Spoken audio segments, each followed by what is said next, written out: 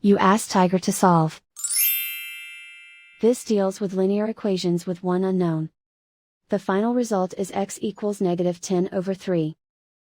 Let's solve it step by step. Group all constants on the right side of the equation. Add 1 to both sides.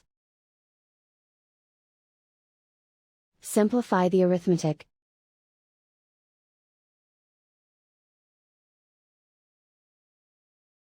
Isolate the x.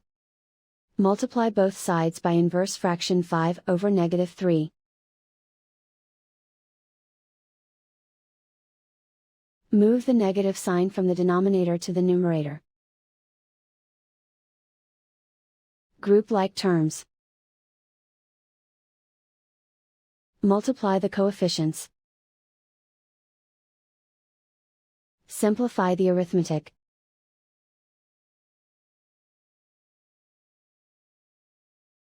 Move the negative sign from the denominator to the numerator. Multiply the fractions. Simplify the arithmetic. And so the final result is x equals -10/3.